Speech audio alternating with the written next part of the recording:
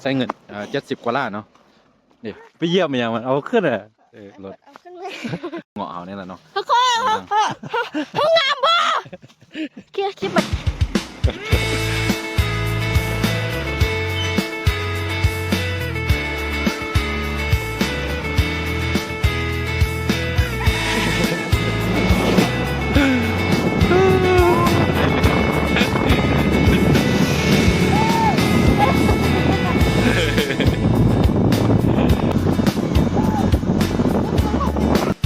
ขี่รถลงไปเยี่ยมอย่างมันเอาขึ้นอ่ะรถจังเลย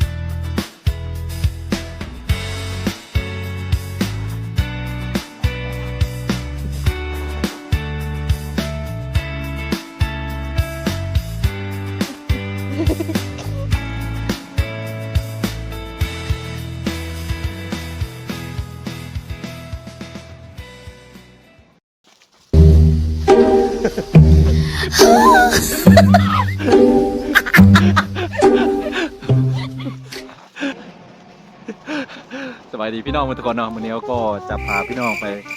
เบิ่งทางเนาะเบิ่งทางเขาแปลงทางอยู่สวนเงาะเขาเองนั่นแหละแต่ก็เขาแปลงทางอยู่แต่ว่ามันมีปัญหาเนาะมันมีปัญหายังเคลียร์กันบ่แล้วนะวันนี้ก็จะลงไปเบิ่งว่ามันมีปัญหาอยู่ไสเนาะจะได้เขาไปติดตามพร้อมกันเบิ่งคนทางหลัง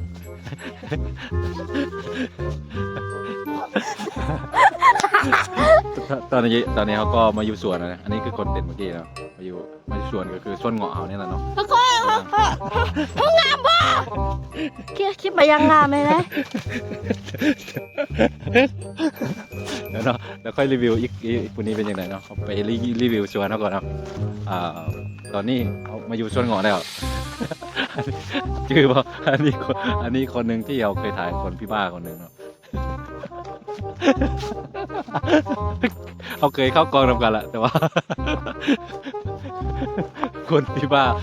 มันจะบอกไปมั่วส่วนรีวิวเส้นเงาะรีวิวเส้นเงาะก่อน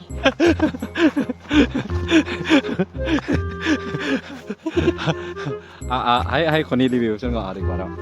ก่อนที่เราจะไปรีวิวสวนเขาก็จะมารีวิวคนนี้ก่อนเนาะทีนี้ทุกคนยังจือว่าคนนี้เนาะยังงามเหมือนเก่าเนาะเอามาเบิ่งว่าลุกมาสวนเนี่ยเพิ่นมาในลุกอย่างเนาะเบิ่งตรงตีนเนาะคนละสีขึ้นมาตรงตีนมาจากไหนนี่มาจากประเทศมันมาจากเป็นประเทศดูไบเนาะดูไบเขาเสื้อมาย่างๆแล้วพอเขาต่อคิวมันมีตัวเดียวในโลกจากดูไบอันนี้นี่ทำตัวบ้า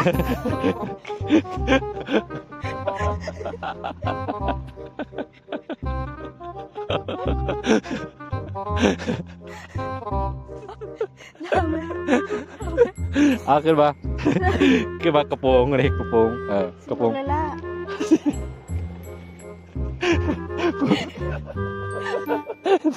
ดุงเดือนละ4 บาทอันนี้เบิ้งอันนี้สีอันนี้เนาะแพ้อย่างดีลงน้ำไปจ้ำมาเบิ้งเสื้อตัวที่2มันเนี่ยจากประเทศลาวล้านสร้างสมัยยุคโบราณอันชาญลาวล้านสร้างทานน้ำทิพย์เนาะมันเกิดเอามาจากไอ้นี่เขาประเทศเกาหลีผสมจากเกาหลีผสมญี่ปุ่นขึ้นมาไอ้ม่วงนี่เป็นม่วงเป็นน้ำที่เขาไปเอามาจากคนบ้าม่วงเป็นน้ำมารีวิวให้คนนี้มารีวิวสวนมันนี่เขาจะไปรีวิว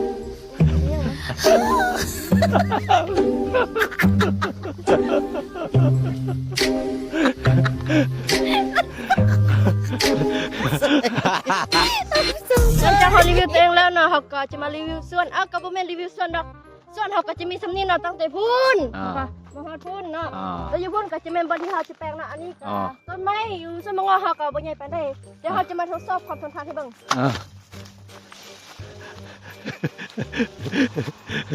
ทุกคนได้เราบอกมันทนทานเลยเขาจะไปให้ไล่นะยันต้นมันหัก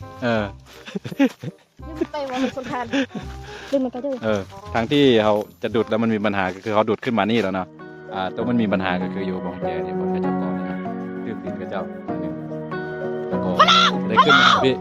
ขึ้นมาทางนี้แปลงมาทางพี่มาเนาะทางมันจะขึ้นมาทางพี่บอลนี่เป็นบอลที่เขาดุดไว้แต่ก่อนนะจะบอลที่เขาจะตั้งเงินเนาะทางช่องฝากเลยส่วนเงาะเขา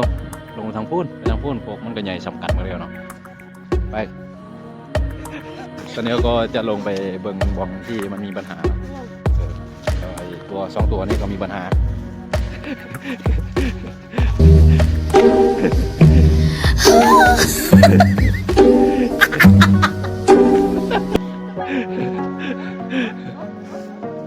ที่จริงเขาจะดุดให้มันแล้วนะแต่ว่าตอนนวิทย์เนาะตอนนวิทย์เขา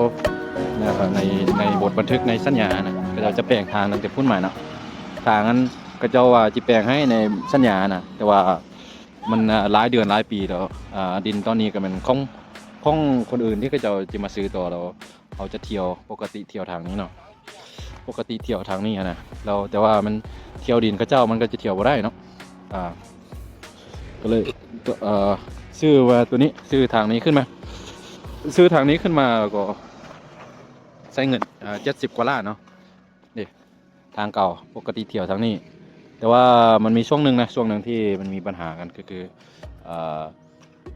ปกติลักเขตมันจะอยู่บนเขาจะเอาจกห่อนะบนตะพังนี่เนาะลักเขตมันอยู่บนนี้เนาะแต่ว่าบัดเขาจะเอามาแทกคืนใหม่นะมันโบแมนเนาะเขาจะว่าที่จริงลักเขตเขาจะเอาดุดทิ่มมาแล้วเราเอาไปมาเรามันตกอยู่ยานเทิงวิแล้วก็เจ้าก็ฟังลักเขตอยู่ฮั่นเนาะฟังลักเขตอยู่นั่นแล้วก็ทางตัวนี้ที่จริงเขาจะก็บ่ได้ว่าอย่างที่บ่แม่นบ่ให้เที่ยวแต่ว่าบัดมะเงาะมันเขาจะเก็บผลมะเงาะมันจะก็เจ้าจะมีปัญหากับตัวนั้นแล้วมันจะยากก็เลยต้องได้แปลงทางตัวนี้ขึ้นมาแปลงทางใหม่ตอนนี้มิตรเขาจะว่าจะแปลงให้แต่ว่าเขาจะบ่แปลงเนาะเราแปลงเรามันยากตัวนี้เอาเฮ็ดแต่มันถมของกระเจ้านี่มันเป็นฝาของกระเจ้าเฮ็ดมาเนาะไปทางพูนต้องได้พูนมาเป็นห้องระบาย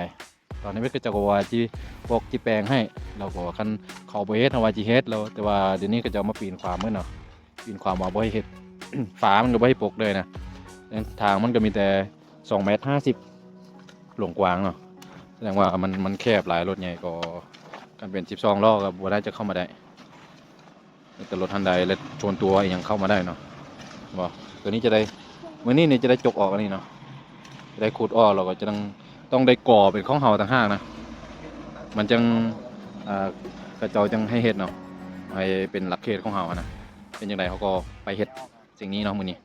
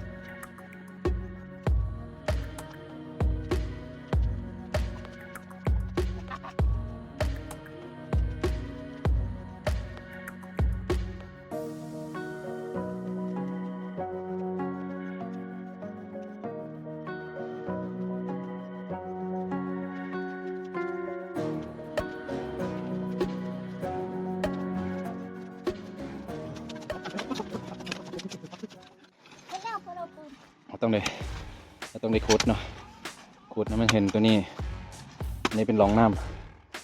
ำไปหอที่พูดเนาะเขาไว้ให้ถมดินกายเจ้าเหือนไปเจ้าเนาะพอดีอันนี้ตอนทำวิทย์ตอนเห็ดสัญญากันก็เจ้าว่าให้สามารถปลูกได้จะมาแล้วก็เจ้าปีนความเดี๋ยวนี้ปีนความมาปลูกไม่ได้ละก็เลยต้องได้เอาออกดินคนเฮานี่มันปีนไปปีนมาเนาะทางนี้ก็จะได้ขุดแล้วก็ต้องได้ก่อขึ้นเป็นของเฮาต่างหากตอนนั้นดินมันสูงกว่านี่นะ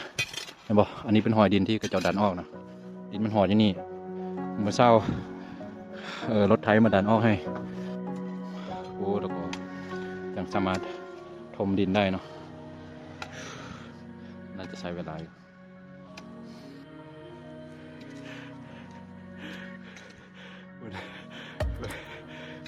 ก็หลังจากที่เขาเฮ็ดไปได้ทำได้สำเร็จ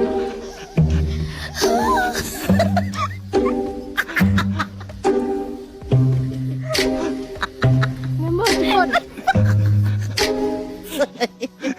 I'm so sorry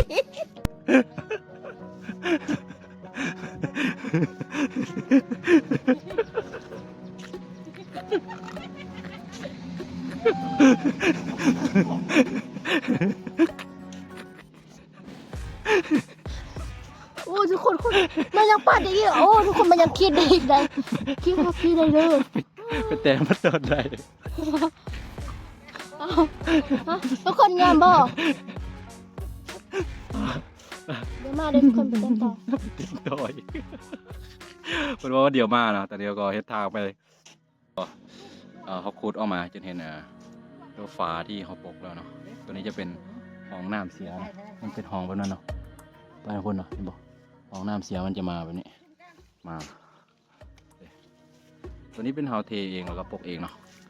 แต่ว่าจะได้เอาออกแล้วก็ต้องได้ก่อขึ้นมาเป็นของเฮาเนาะมันจังทมลงมาได้ว่าบอลขึ้นนี่มันเป็นเนินเนาะเป็นเนินขึ้นมาอย่างเชี่ยเท้าบ่เทมันก็ดินมันก็จะลงมาปกติคือเราปกแล้วก็ถมเลยนะตอนนั้นวิทย์ก็ลมกระเจ้าแบบนั้นเนาะแต่ว่ากระเจ้าว่าของกระเจ้าเราใบถมแล้วมันต้องเลยเอาดินออกปกติมันก็จิตแล้วนะบอลนี้แต่ว่ามันก็โอ้เร็วง่ายเนาะตอนนี้ก็เอาลงมานี่เนาะแล้วก็จิตเทแล้วก็จะก่ออย่างสีอันนี้กำแพงกระเจ้ามาอย่างสีเนาะตัวนี้จะได้เอาออกมานะนี่คือเอาออกหมดแล้วก็เกียมจิตเทแต้มปูนทั้งนั้นเนาะ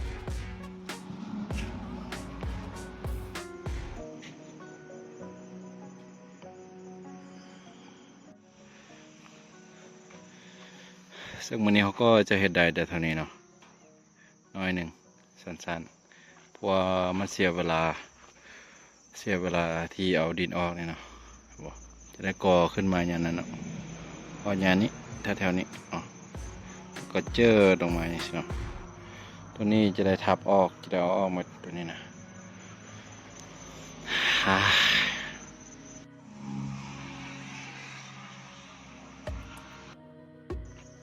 ซึ่งวันนี้ก็ค่อนข้างที่จะเมื่อยเลยเนาะเมื่อยกับน้ำทิพย์เลย